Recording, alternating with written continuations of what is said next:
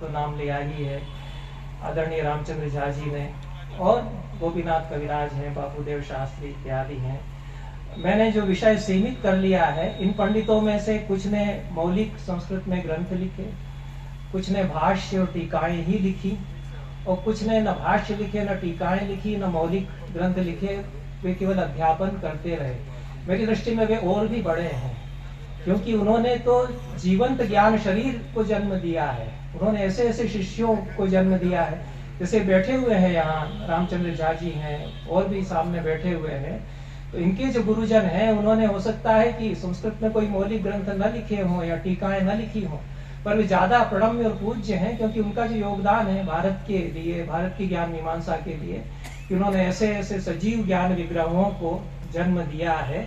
तो उनके बारे में चर्चा करने का अवसर नहीं है। जिन्होंने टीकाएं लिखी हैं, जैसे कि मैंने देखा, मैं अपना काम जब कर रहा था, कि महामहोपाध्याय गंगानाथ झा की जो खद्योत टीका है न्याय सूत्र पर, वात्स्यायन भाष्य पर जो उन्होंने खद्योत लिखा है, उसमें अनेक स्थानों पर बड़ी अच्छी व्याख्याएं हैं, मौलिक व्याख्याएं हैं। और गंगानाथ झा जी की अन्य भी अनेक संस्कृत टीकाएं इस तरह की हैं। बड़े विचक्षण पंडित वे हमारे समय के हैं।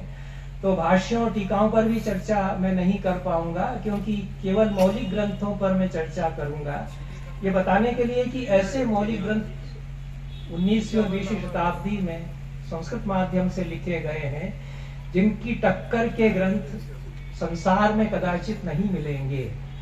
यह दावा मैं कर रहा हूँ। किसी को उसका प्रतिवाद करना हो तो आके मेरे सामने प्रतिवाद करे, क्योंकि विदेशों में जैसे फिलॉसफी में लिखा जा रहा है, उसको भी मैं थोड़ा बहुत जानता हूँ। मेरे परिचय में इन्होंने ये नहीं बताया, मैं जोड़ देता हूँ कि मैं कई देशों में रहा हूँ, और कई साल भी मैं विदेशों में रहा हूँ, कई महीनों तक भी कुछ देशों में रहा हूँ। वहाँ कैसे क्या हो रहा है अभी मैं जानता हूँ। तो वहाँ के फिलॉसफी वाले क्या फिलॉसफी कर रहे हैं, और कैसी वहाँ की ज्ञान मीमांसा हो रही है। तो दुनिया में मैं 5 केवल ग्रंथों के नाम दूंगा कि अद्भुत ग्रंथ हैं, और ये संस्कृत में लिखे गए।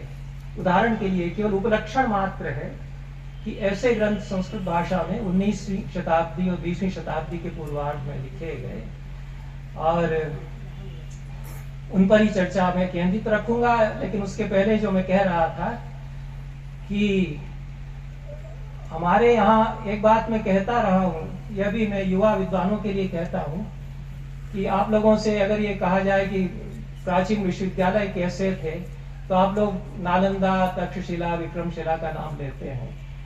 मेरी एक धारणा यह है कि यही विश्वविद्यालय नहीं है।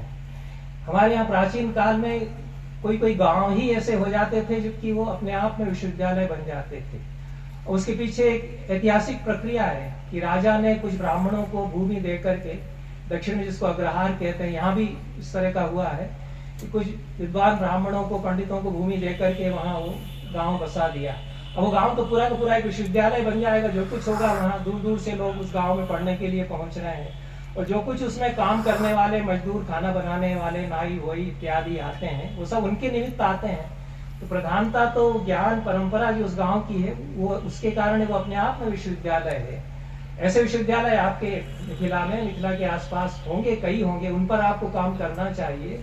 एक का उदाहरण तो मैं दे सकता हूँ कि सरिसप पाही एक गांव है। तो हमें पता नहीं था कि कैसा अद्भुत गांव है। गंगानाथ झा भी वहीं के हुए थे, पंडित वहीं जन्म उन्होंने लिया था, जहां तक मेरी जानकारी है। और पंडित किशोरनाथ झा हमारे बड़े आदरणीय रहे, वो फिर वहीं रहते ही हैं। तो उन्होंने फिर किताब हमको भेजी, वो बड़ा हमारे ऊपर स्नेह रखते रहे हैं। मैं कुलपति था तो प्रोफेसर थे, वहाँ बहुत मिलना जुलना उनसे होता था, बाद में भी बड़ा संपर्क उनसे रहा। तो पुस्तकें वो अपनी मुझे भेजते रहते हैं। तो सरिसप पाही पर पूरी मैथिली में एक पुस्तक उन्होंने भेजी। मैं चकित रह जाता हूँ उस किताब के पृष्ठ पलटते पलटते कि कम से कम 700-800 साल की विदित परंपरा उस गांव की है, कि उसमें कितने बड़े बड़े पंडित वहां रहते हैं, कितने बड़े नैयायिक वहां। और 21वीं शताब्दी तक किशोरनाथ झा, उनकी पूरी टीम तो अभी भी वही है, वो परंपरा वहां पर जागृत है। तो ये ऐसी भूमि यह है, और इसमें ज्ञान साधना 19वीं और 20वीं शताब्दियों में पूरी भारत भूमि के लिए कह रहा हूँ, इस तरह से होती रही है। वहाँ विश्वविद्यालय कुछ अलग तरह के भी रहे हैं। मैंने जो काम किया उसमें मैंने बहुत सारे ऐसे गाँव के नाम दिए हैं। भाटापाड़ा है, कि बंगाल में इस तरह के छोटे छोटे गाँव बहुत सारे हैं, जहाँ पंडित जाकर के, बड़े पंडित कोई रह रहे हैं, और भारत से वहाँ शिष्य जाते हैं उनसे सीखने के लिए। तो पूरा गांव एक ज्ञान केंद्र बन जाता है, पूरा गांव एक छोटा सा विश्वविद्यालय बन जाता है। अब ज्यादा विषयांतर न करके मैं उन 5